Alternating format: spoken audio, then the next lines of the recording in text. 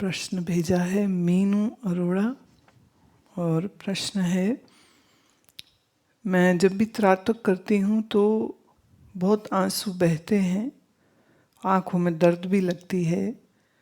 कृपया ऐसे में मैं क्या करूँ, उसके लिए सुझाव दीजिए। त्राटक करते समय पर आँखों पर स्ट्रेन आना स्वाभाविक है। It's very natural, there is nothing unnatural in it. आँखों से आंसू ऑब्वियसली थोड़ा आ सकते हैं क्योंकि जब हमारी पलक खुली रहती है और हवा की जो एक प्रेशर है, एक टकराट है, वो होती रहती है आँख के ऊपर, तो उससे आंसू जो है ये हमारे बॉडी का एक नेचुरल मैकेनिज्म है जिससे कोई छोटा कीट या कोई धूल का कण या कुछ और आँख में ना चला जाए। तो ये नेचर का एक सिस्टम है कि वो उसको हाइड्रेटेड कर देती है और उन आंसुओं के साथ अगर कुछ आया है तो वो बाहर निकल जाए। अब हमारी आँख तो जड़ है, तो आँख नहीं सोच सकती, दिमाग सोचता है। त्राटक आँख से करते हो, दिमाग के साथ करते हो, पर फिर कहूँ आँख के पास एक अपना अलग से दिमाग है, तो वो रिफ्लेक्सेस चलते हैं। बॉडी का अपने आप को प्रोटेक्ट करने का मैकेनिज्म होता है, जिसके लिए फिर आँख में से आंसू आते हैं। पर आँख में दर्द अगर हो रही है तो हम कहेंगे कि ये तो कुछ और दोष हो सकता है, क्योंकि कभी कभी कुछ छोटी मोटी तकलीफ हो पहले से, तो वो एग्रवेट हो सकती है। त्राटक करने वालों के लिए मेरा सुझाव है वो लोग जल नेति करें। जल नेति करने से या कुंजल क्रिया करने से आपकी आंखें एकदम निर्मल और ठंडी और पित्त की मुक्ति होती है। अगर आँख के आपके माथे के एरिया में साइनस में कुछ इन्फ्लेमेशन है या वहाँ पर कुछ कफ जमा हुआ है तो भी सिर में दर्द हो सकती है। तो अगर कोई मेडिकल रीज़न नहीं है, कोई फ्लेम नहीं है और फिर भी दर्द हो रही है, तो वो दर्द ज़्यादा संबंधित होगी कि आप शायद अपनी क्षमता से ज़्यादा देर तक आँख खोल के रख रहे हो। तो बीच बीच में थोड़ा पलक झपक लेनी चाहिए। पलक पूरे समय फिर आप खुली ना रखें, क्योंकि शायद उसी की वजह से आँख में दर्द। तो थोड़ा अपना शरीर का ऑब्जर्वेशन अच्छा रखना चाहिए, क्यों हो रही है दर्द, किस लिए हो रही है। अपने शरीर का जो विज्ञान है थोड़ी उसकी समझ होनी चाहिए।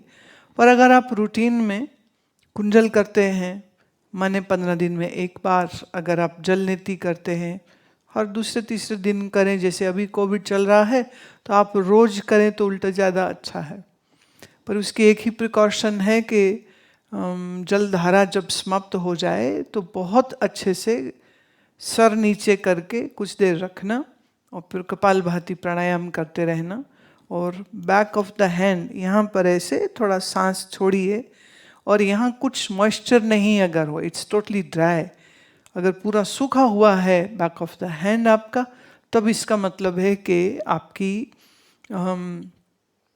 जो मॉइस्चर की अधिकता जो हो जाती है करने से जलधारा, वो आपकी ठीक हो गई है। क्योंकि अगर थोड़ा भी जल रह गया, मॉइस्चर रह गया, तो ये फिर आपको कुछ इन्फेक्शन भी दे सकता है, सर में दर्द भी दे सकता है।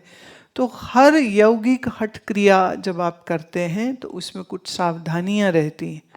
उन सावधानियों का अगर आप पालन नहीं करेंगे तो फिर तकलीफ होगी और आप दोष दे देंगे कि मैंने वो क्रिया करी, हम इसलिए बीमार हो गए, जबकि होगा कि आपकी बेवकूफ़ी की वजह से। तो अगर आप जल नेति करें तो उसके बाद मान के चलिए कि कम से कम 15 मिनट कपालभाति करना ही है, जिसमें बीच में 2 या 3 बार आप बाल आसन में बैठ के सर नीचे रख के फिर दोबारा उसको करें। तो जब 2-3 बार ऐसी क्रिया आप कर लेते हैं तो आपका नेज़ल पैसेज ड्राई हो जाता है, आपके साइनसेस क्लियर रहते हैं, और जब मॉइस्चर अंदर कोई नहीं रहेगा तो there is no reason that you will have some problem. त्राटक की जो क्षमता है ना, पलक खोल के रखना और एक विषय पर देर तक देखते रहने की जो प्रक्रिया है, इसमें थोड़ा समय लगता है, थोड़ा वक्त लगता है। आप एक ही बार में अगर को 15 मिनट कर लें तो मुश्किल होगी। तो आप शुरू में जैसे 20 सेकंड 30 सेकंड आँख खुली रखें, फिर आँख बंद कर लें, फिर दोबारा आँख खोल लीजिए। तो ऐसे बार बार जब आप आँखों को बंद खोल करते रहेंगे, फिर एक समय ऐसा आएगा कि जब आँख आपकी स्ट्रेन ले सकेगी। दूसरा, जब भी आप करें तो पंखा ना चल रहा हो। अब गर्मी के दिन हैं, पंखे के बगैर तकलीफ हो सकती है, तो या तो माने आपका कूल हो रूम या एयर कंडीशनर हो जिसकी सीधी हवा आँख पे ना आती हो, या आप पहले से कमरा ठंडा करके रखें और फिर उसमें कोई भी वायु को जो चलाए ऐसा कोई यंत्र ना लगाओ, माने no fan no AC, if that is possible. अगर आप ज्योति के ऊपर त्राटक कर रहे हैं, अगर किसी मूर्ति पे या चित्र पे कर रहे हैं तब उतनी तकलीफ नहीं होनी चाहिए। लेकिन ज्योति के ऊपर कर रहे हैं और पंखा चल रहा है साथ में, तो ज्योति हिलती रहेगी तो त्राटक कैसे करेंगे। तो वो थोड़ा अवेयरफुली, थोड़ा वॉचफुल हो करके आप उसको देखें।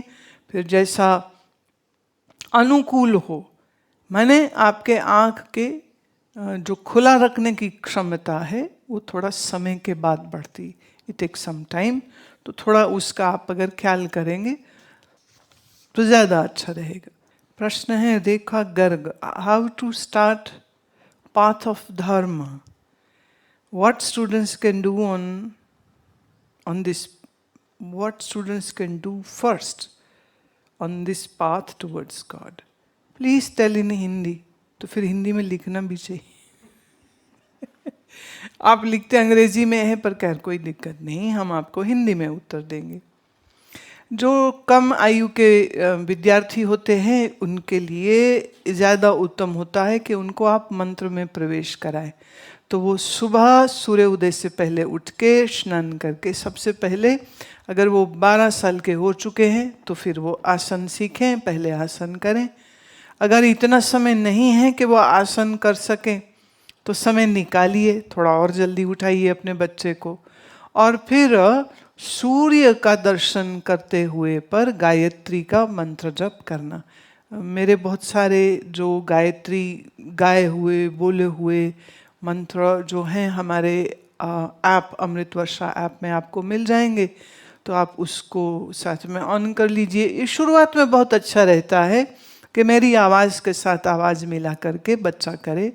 और मंत्र की जो ध्वनि है, जैसे आप यूँ समझे हर ध्वनि का एक इम्पैक्ट होता है। जैसे मैं ऐसे, हम दो ऐसे हाथ अगर बजाएं तो उसकी एक धमक है, उस धमक को हम अपने हाथ में, छाती में, पेट में, बाह में महसूस करते। ऐसे ही जब हम ओम बोलते, ओम भूर्भुवः स्वः, अब जब हम ये शब्द उच्चारण कर रहे हैं तो हमारे कंठ में उसकी धमक आ रही, हमारी छाती में आ रही, हमारे पेट में। तो उस मंत्र के उस अक्षर की ध्वनि को महसूस करते हुए मंत्र को करना है। या इसका दूसरा तरीका हम कर सकते हैं कि हम मंत्र बोलें और अपनी ही आवाज़ को श्रवण भी करें। तो ओम भूर्भुवः स्वः तत्सवितुर्वरेण्यं भर्गो देवस्य धीमहि धियो यो नः प्रचोदयात्। मैं बोल भी रही हूँ और कान से अपनी आवाज़ को सुन भी रही हूँ। तो ये डुअल चैनल इज रनिंग, दोहरा ये जो मार्ग है ये चालू हो जाता है। वाणी से जब बोलते हैं तो हमारे मुख से बोले गए उन अक्षरों का जो स्पंदन है वो हमारे आभा मंडल को पवित्र करता है, हमारे वायुमंडल को पवित्र करता है, हमारे शरीर के जो ग्लैंडुलर सिस्टम है उसके ऊपर बहुत प्रभाव देता है। जब आप ओम का उच्चारण करते हैं तब आपके मस्तक को, ये प्रीफ्रंटल ब्रेन खास करके, इसको वो बहुत शांत कर देता है। तो किसी समय किसी को भी जब बहुत एजिटेटेड माइंड हो, बहुत विचलित है, विक्षिप्त है, दुखी है, निराश है, परेशान है किसी बात पर, तो ज़्यादा ना कुछ करे, बस चुपचाप रीढ़ की हड्डी सीधी करके बैठ जाए और दीर्घ उच्चारण, लंबा उच्चारण, गहरा श्वास भरा और ओम का उच्चारण किया।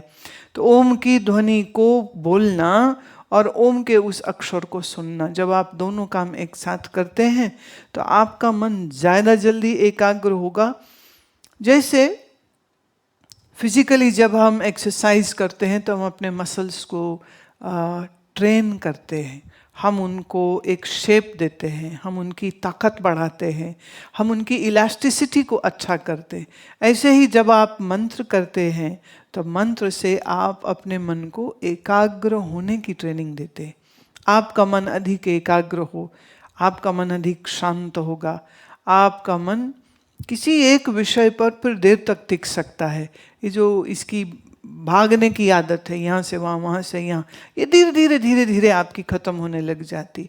तो किसी भी उम्र के बच्चे के साथ माँ या बाप साथ में बैठे, और किसी दिन ये भी आप कर सकते हैं कि आप साथ में मिलके उनके साथ ही मंत्र उच्चारण करें। दूसरा तरीका यह हो सकता है जो फिर बहुत सरल है, जापान में बहुत पॉपुलर है, और वो ये है कि बच्चे को उसके दायां हाथ उसकी नाभि पे रखाइए और फिर उसको कहिए कि तुम सांस भरो धीरे धीरे, और जैसे गुब्बारा फूलता है ऐसे तुम्हारा पेट फूले और पेट के फूलने को महसूस करो अपने हाथ से। और जब सांस आप बाहर छोड़ेंगे तो बाहर छोड़ने से क्या होगा, पेट तुम्हारा अंदर को जाएगा। तो पेट का बाहर आना, पेट का भीतर जाना, सांस लेने पर पेट का बाहर आना, सांस छोड़ने पर पेट का अंदर जाना। तो इस पेट की जो मूवमेंट है इसको महसूस करने की एक कवायद जो है, एक टेक्निक जो है, वह आप अपने छोटे बच्चे को सिखा सकते हैं। And this is my experience.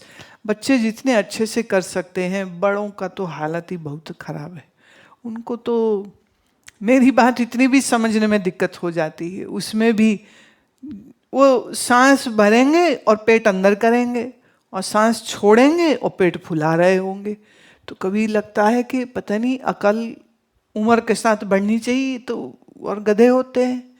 ऐसा क्यों? क्योंकि इतना एराटिक, इतना उनका विक्षिप्त मन होता है कि सामने बैठ कर के सुनना तो भी समझ नहीं आता, और ऐसे टीवी से देख करके तो भगवान ही मालिक है उनका, उनको कहाँ समझ आएगी। लेकिन फिर भी कोविड के कारण से आप लोगों की जिज्ञासाओं को, प्रश्नों को मैं इस तरह डिजिटली जवाब दे रही हूँ, क्योंकि अभी आप आ नहीं सकते, मुझे सामने से मिल नहीं सकते हैं, अभी पाबंदियाँ हैं, तो इस कारण से। तो ख़ास करके जब आप टीवी के सामने बैठ करके मुझे सुने तो मैं इन अपने सभी दर्शकों को ये बात कहना चाह रही हूँ, जितना सावधान तुम मेरे सामने अगर सही में सच में होते और बैठते हो, टीवी के सामने जब बैठो तो और ज़्यादा सही हो जाया करो, और ज़्यादा सावधान हो करके। तो अपने मोबाइल फ़ोन ऑफ रखो। घर में आप अगर और लोग हैं तो उन्हें कह के कि भी अभी कोई डिस्टर्ब नहीं करे, 1 घंटे एकदम DND, जैसे वो रूम के बाहर लगा देते हैं ना, अगर कोई होटल में रुके तो do not disturb, I don't need any service, तो DND कार्ड लगा दो। तो ऐसे ही जब सत्संग सुनने बैठो तब आप अकेले बैठ करके सुनिए, और DND अपने लगा सको तो लगाओ, नहीं तो मौखिक रूप से सबको, परिवार को कहो कि अभी 1 घंटे के लिए डिस्टर्ब ना करें। और पूरा सावधान हो करके त्राटक करते हुए अगर आप श्रवण करेंगे तब मैं उम्मीद करूंगी कि शायद फिर आपको मेरी बात समझ लग जाए।